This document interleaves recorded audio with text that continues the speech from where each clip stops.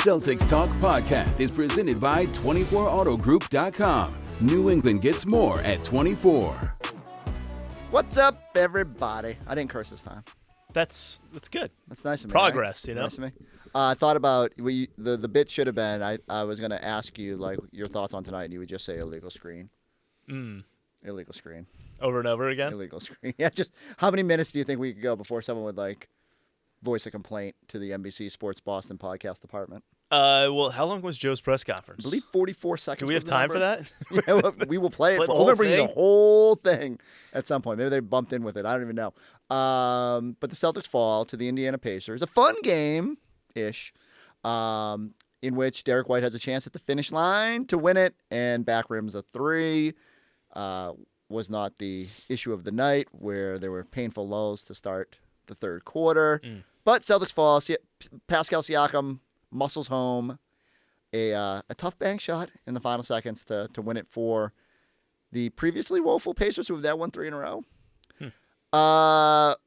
Illegal screen is going to be mentioned a whole bunch on this podcast, but just your what's your initial takeaway from this one?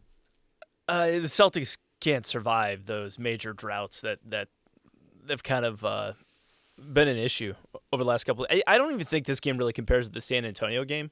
But I think my overall takeaway is that they failed to hit 100 points in back-to-back games. It's just the second time that's ever happened under Joe Mazzulla. Kind of wild. They had just gotten to the number one offensive rating before that San Antonio game, I think, and then they've had 2 games up 100, which hasn't happened. And in both games, they had 55 at the half against San Antonio, 56 at the half tonight, and scored 40 points total in the second half just in the last 2 games. Yeah, and like, the one thing I was worried about, and again, I'm not sitting here telling you I'm watching every Indiana Pacer game from afar, especially considering the season they've had. But, you know, as we get closer to these matchups, kind of start checking, like, hey, what's happening? Neesmith back, like, how they looking? Siakam still, I mean, Siakam should probably be an all-star, and yet, like, it's tough to say that from a single-digit win team. They'll be a double-digit win team very soon. But yet, you know, I knew they were shooting the three-pointer well. And then, I mean, you can call it bad shooting luck or whatever you want, but here they come, and lingering near 46, 47% for most of the night. Jay Huff's knocking down three-pointers and throwing down reverse dunks on you. Like, I don't know. I understand it gets more difficult when you don't have Jaylen Brown out there, and yet I just thought that the Celtics offense had long stretches where they lost their way. And when that happens, it complicates matters. And if you're not winning the margins in terms of, like, especially the three-point battle, if you're -7 in three-pointers in a game where where the teams struggle to get towards 100, like, you're not going to win.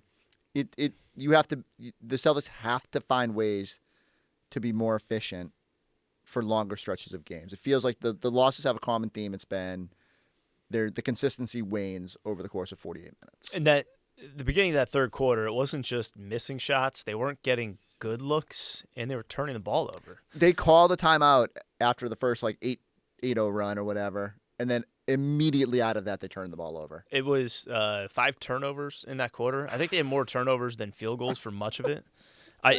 I don't think it ended that way because they went on a nice little run at the end of the third quarter, I believe, thanks to Peyton Pritchard.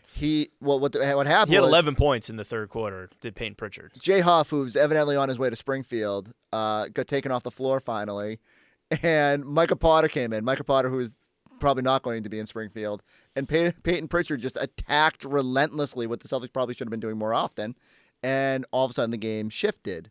But yeah, it's just unsustainable. Not a great Derrick White night. Shooting wise, and Anthony Simons. Yeah, let me ask you that. How? Because I know we've made we've kind of highlighted his 2 high scoring games, where he scored 25 in one half and was 27 in the second half of another game. He had 12 points in the second quarter of this game. And when he finished with 14? 16? He finished with 16 points. He had 2 points in the first quarter, 12 in the second, and 2 points in the second half. I don't even remember which quarter they came in. How do they get him going in the second half of that game? Because it kind of felt like the way their offense was struggling, like there's a guy you would kind of want to find a way. I mean, my initial reaction is, some of it's on the player. that this is kind of what it is with Simons, that he has these moments where the microwave is on level 5 and that thing is cranking. And he's got to figure out how to harness that more often and how to be more creative. If the 3-point shot went cold at one point, and he's got to be better about that. I can't totally scorch him because I'm thinking about there was a play where Garza saved the ball going out of bounds and he had the presence to kick it quick to Peyton Pritchard. It wasn't like he didn't make good plays, but I think it's fair to say when you've had a 25-point half, a 27-point half, there was a 14-point quarter last week, and then he didn't score in the second half.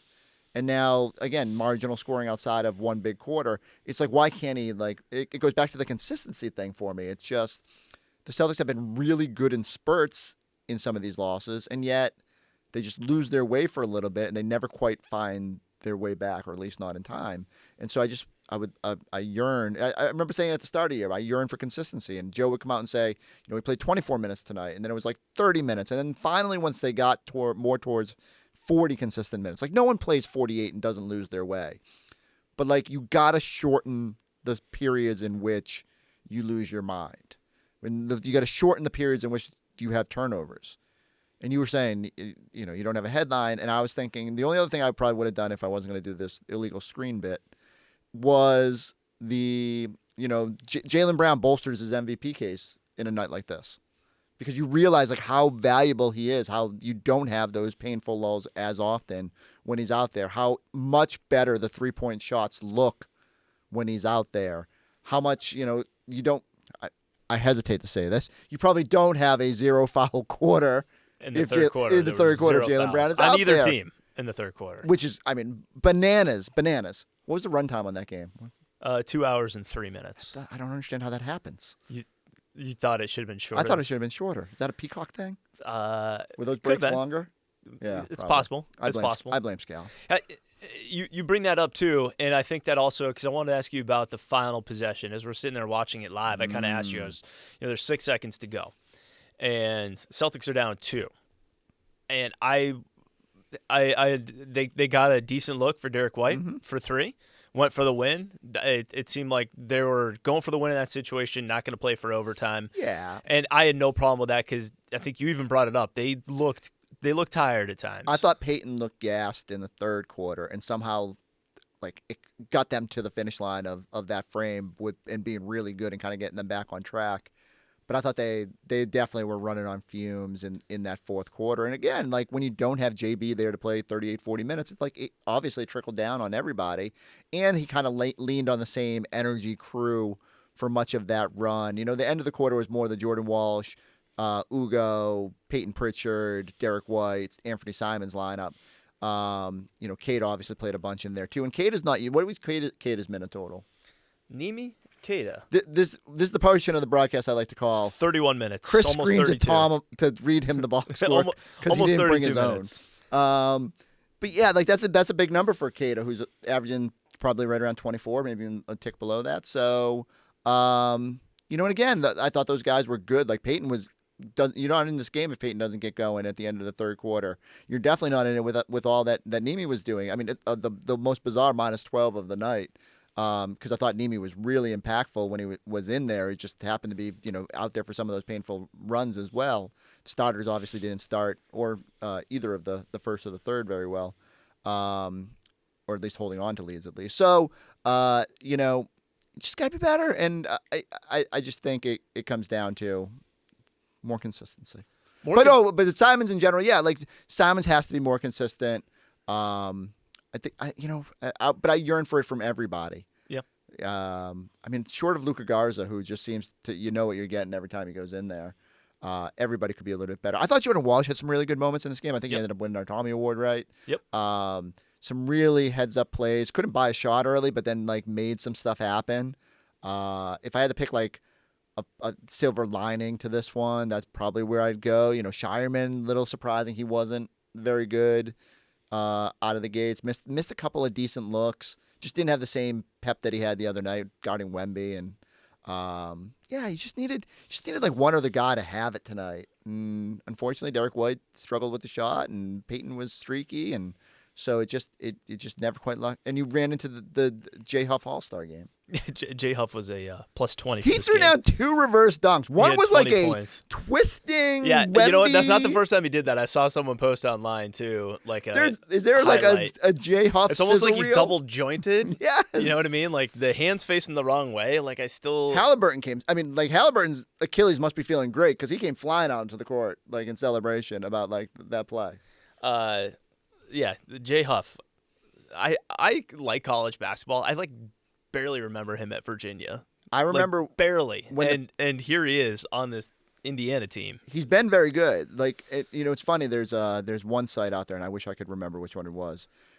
He's ranked as like they do a fun metric called like basketball IQ, and it's essentially, I think it's largely based on efficiency, but it also some of the metric must be tied to like how good your team is when you're out there, and he makes good things happen. I think he was like an advanced analytics guy before they signed him. And so when they lose Miles Turner, everyone's like, oh, big void to fill. And then they get Huff, and it's like, well, he'll be fine. That's which is kind of crazy to say. It is crazy to say. It absolutely is. Okay. But I want to just to put a bow on the final possession. Oh, yeah. Because they elected to take the 3. Boy, did I wander from that. Well, they elected to take the 3 there. But I think part of that is I just, what other look are you going to be able to get? Yeah, 4 seconds. You obviously they had 6 when it was when 5 they gave seconds the foul. After the foul. They had 5 seconds on the final inbound play. But because are you going to attack and risk not getting the whistle, not getting the free throw line? They had Peyton in the backcourt. We both joked that maybe you do the Tatum head of steam play. Yep. Yeah, the chance that you're going to thread that look, because Indiana's long and they're like. They got some big bodies. It's tougher to get inside, and they were clearly like going to make the Celtics take that 3. They were living with it at that point based on the way the Celtics had shot the ball. I have no problem with that. Having a vehicle you can rely on, that's important. That's why you can rely on 24 Auto Group. They will treat you like family, and that's because they are family owned and operated. They're honest, easy to work with, and they just get it. Whether you're looking for something sporty, something luxurious, or just a solid everyday ride, 24 Auto Group always comes through. With 9 brands and 11 locations across New England, there's something for everyone. And here's the best part. They've got the knack to save you more on a new or pre-owned vehicle, and the knack to pay you more for your trade, up to $2,400 over book value. You can even drive home with just $24 down. So if you want the best deal without the runaround, go see my guys at 24 Auto Group, because you always get more at 24. Online at 24autogroup.com. But let's get to the other side of the floor, which is where evidently at least one person with a microphone had some problem with it. So the Pacers, after the Celtics had tied the game, there was a differential. There was 28 on the clock, I believe, after Derrick White's layup. And there was 30 on the And so they essentially the Celtics played it quick, got the which was actually a really nice play by Derrick White because like he went right at Neesmith, who was a tough defender, obviously. Get the tie. Pacers call timeout. Their play is run down the clock, and then they're looking for a screen, flip it to Siakam, let Siakam do his thing. And Siakam has been very good in clutch moments this year. So like everyone knew where the basketball was going. Same thing that happens when like the Celtics are healthy and Tatum's out there. Joe Mazzulla had an issue with the fact that before Siakam slipped to get the basketball, he maybe stuck his leg out a little bit on a screen that pinned Derrick White, or did it pin White or Jordan Walsh? It was White. White, right. Yes, so White ends up recovering and is able, because Jordan Walsh fights over and stays in front of his man. Siakam catches the ball. Again, Derrick White was able to recover. And so this is my thing. To me, I know it might very well have been illegal. For context, watching it live, I think I said out loud illegal screen. And it was more of a hopeful. Right. How often it could have been. How often do they call the home team for that in a last second situation? I think I'm not saying it's fair. I'm not saying it's right. I'm just saying the whistle gets swallowed a little bit in those end-of-game situations, and we all react when they don't. So I don't have a problem with it because I didn't think it affected the overall flow of the play. Now, Eddie tried to make the case that, maybe Derrick White doesn't get pinned as long and gets up more on Siakam. We can play that game all day long. I just don't you still got a good thing. You still actually forced Siakam into a tough shot. He just happened to bank it while lofting it over Nemi coming with help. And my mind, you tip your cap. But Mazzulla, who you could tell was agitated in the moment, but was also, hey, next play, I got to draw up something, went to the podium, 44 seconds, and, well, if you want to listen to it, here it is. He just says illegal screen over and over and over again. Joe, give yourselves a chance to win, I guess. Take us through the last couple possessions. Illegal screen. What'd you say? Illegal screen. Illegal screen. Illegal screen. What fell apart to get you guys behind, and then how were you able to get back? Illegal screen. What do you mean by that? What do you want people to know about? Illegal screen. Would you like to say anything else? Illegal screen. In general, Giles, here's my take. Joe Mazzulla doesn't do this very often, right? I mean, he's quirky. He does weird stuff. But he doesn't usually go to the podium and just repeat the same line over and over again, trying to make a point that he was not happy that the refs did not call that illegal screen. I get it. It's been a rough week for the Celtics and officials. My problem with it, simply, is that this is now 2 games in a row where you falter at the finish line, you lose the game, and then the post game is dominated by what will come off as a little bit of, hey, the refs aren't helping us. Not even the refs are helping us. The refs impacted this in some manner or fashion. To me, I would much rather Joe Mazzulla go to the podium and go, man, we sucked at the start of the third quarter. We can't do that. We have to be better. And just own the fact that it didn't come down to one missed whistle. And if he wants to, as part of that rant, say, you know what? I got to tip my cap to Siakam making that shot. But not only is Jaylen Brown not getting any foul calls, but now we're running into this issue where I thought there was an illegal screen there. Then do you make the same point? Obviously not. But you're still getting your little vent out. You're probably not getting fined, and your point is at least put into the atmosphere. How much do you think this is just like games coming together and Joe just kind of could be to a tipping point? Not just about that one play in this one game. Yeah, like no one. Again, I don't think he's all worked up about this one play. I think it's almost like a culmination. Yeah, right. Like that. This is now 3 games you can make the case. Like Denver, they didn't get a great whistle. Jaylen was even more aggressive than he was against San Antonio and got no calls. And for whatever reason, there is Jaylen quite, or we could say if it was eloquent or not, but quite emphatically noted the other day, especially against the better competition, it does not feel like to them that they're getting the calls. I don't know what bucket you'd put Indiana in. They do play physical, like Nesmith is up into you. They're kind of everywhere. McConnell's in New Jersey, right? But for whatever reason, the Celtics have not consistently generated calls against those sort of teams right now. And I think Joe is just frustrated that, one, they don't feel like it's always even, or at least it wasn't in the San Antonio game. And then tonight, to just, in that spot, they must have thought, okay, this is like, now we're really mad because it just keeps happening. Yeah. Again, like the small margin for error because of the situation they put themselves in. And we didn't even talk about the 3-point shooting, which was obviously a huge factor in this game. Celtics 9 of 35, and then the Pacers had 16 threes, over 40%. But there's such a small margin for error at the end of these games because of the way that, and obviously the Spurs and the Nuggets are better teams, but the Pacers tonight, the Celtics hadn't played well.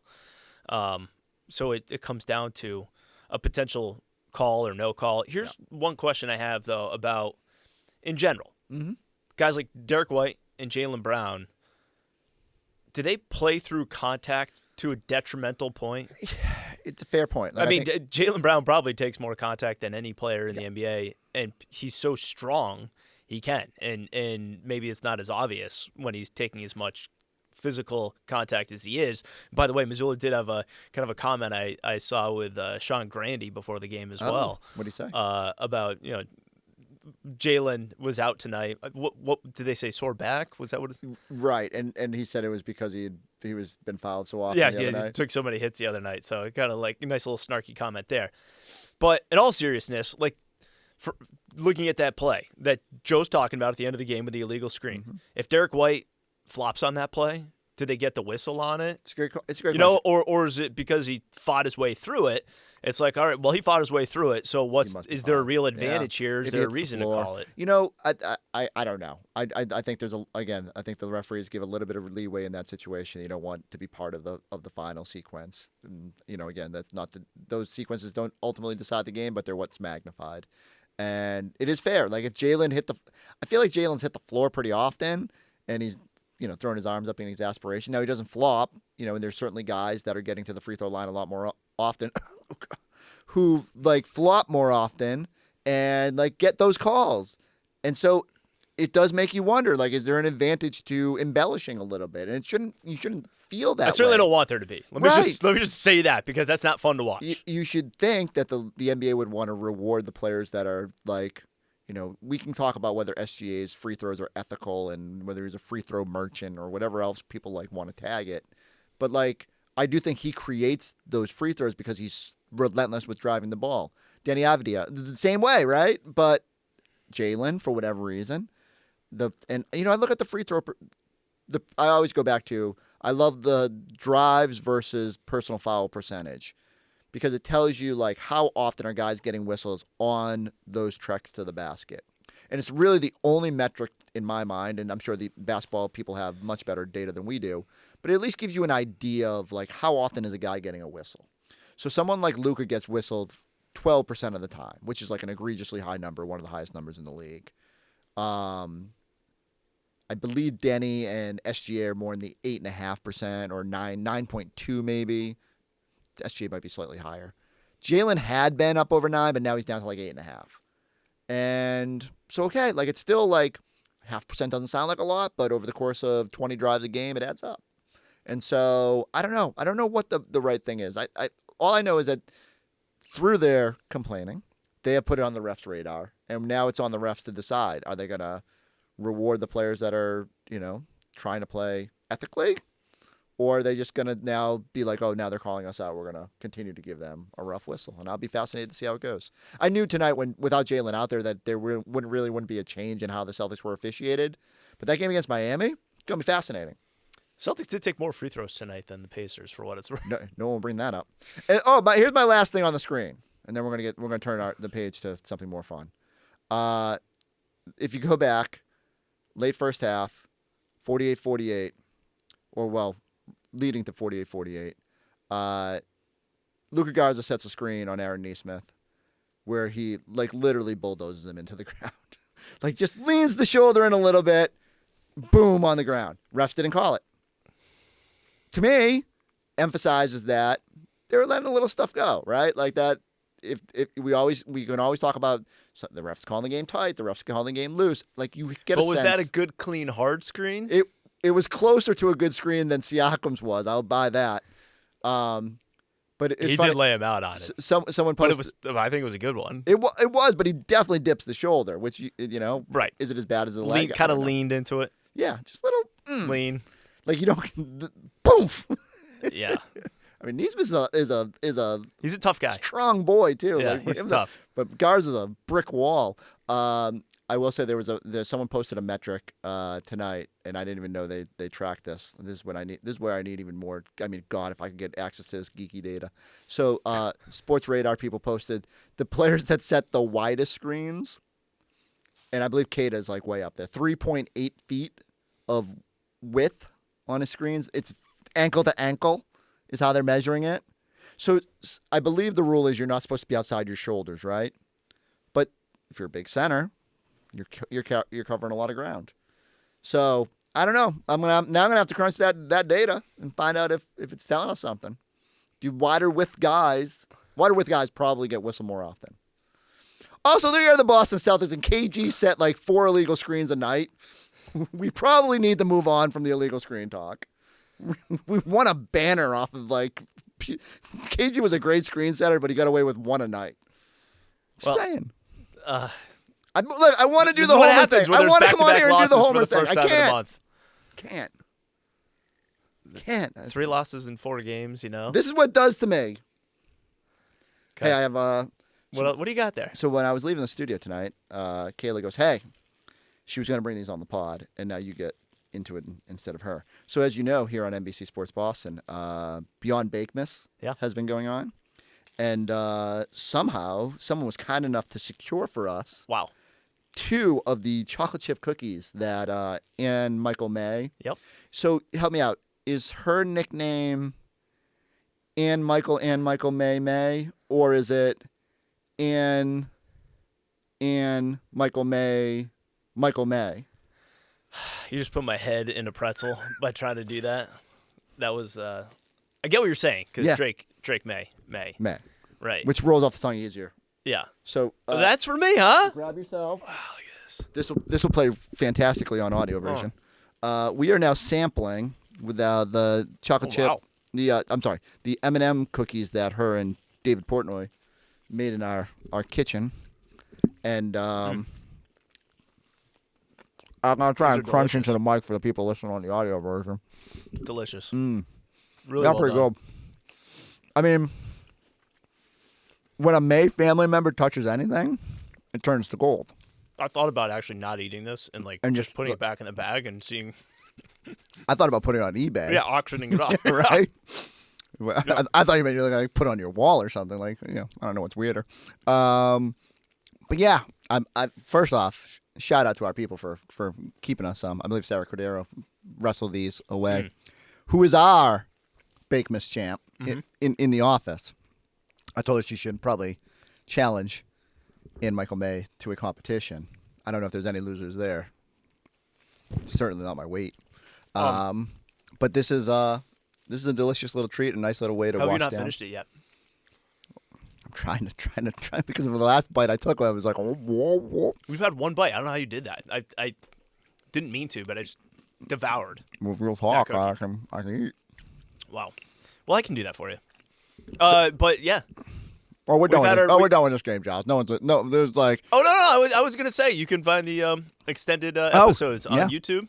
Oh, now we're trying to get people to click off our video if they actually started this thing on YouTube. It's probably gonna autoplay as soon as we're done here with this. Oh, that's definitely happening. So, we'll leave you on this. The Celtics have 2 days off in Miami. Kayla's going. How BS should we be? She was so mad. She was like, "You guys are gonna make me go to Florida?" So mad. She's like, "In January?" Oh, what days did? She's like, so before Miss Kayla came along, whenever Abby needed a night off, I got to go on the road. And I was like, this is great. And Abby would take games off in like Sheboygan. Don't even have an NBA team. I'd still get sent there. I like Wisconsin, so is Sheboygan in Wisconsin? I think that's Wisconsin. Okay, because I love Milwaukee. Never been to Wisconsin. Myself. Who was the rapper that rhymed mansion with Wisconsin? T-Pain? Either way. We're a long way down a rocky road right now. So that can't be good, right? 2 days off in Miami. There's a lot of trouble. Not like trouble, like. Or maybe it's exactly trouble. what they need. It could be. Exactly what they need. It's exactly what I need. Kayla's like, yeah, maybe they'll go golfing. Then I just get angry. Because I hadn't really thought about that. I was like, oh, they're just in Miami. They'll enjoy the sunshine. Look at the weather. Now I'm jealous. But they don't have cookies. So why don't you guys go go subscribe. Go check out the Bakemas, Beyond Bakemas. I'm actually being told that this is Ann Michael May's recipe. These cookies were made by Sarah Cordero. Oh. So no one saved those. Delicious, yes. As I rescind. The fact that we were thought of, Sarah thought of us and made the cookies that were in Michael May's recipe. She used her recipe. Okay. Yes. Well, same deal. Yes. Well, that's why these I still are love fresh. everybody. I was kind of wondering. I was like, these are really fresh. Yeah. So that makes more sense. That probably should have been a tell. I also ate mine so fast that I was, I'm not going to lie. The fact that I didn't get touched by a May family member now kind of diminishes a little bit for me. Patriots can be playing the Houston Texans. I Yeah. Chris is like, whatever. I do love Houston. We're playing here though, right? Yes. Game will be in Foxborough. Are we going to win that game? The Patriots will be favored. What do you think the spread will be? The look-ahead line was Patriots 2.5. I wouldn't be surprised if it's 3 or maybe even gets to 3.5. They should make a Texans podcast. had some injuries. They should make a podcast where people like guess the lines before the game start. We'll catch you next time on Celtics Talk Podcast.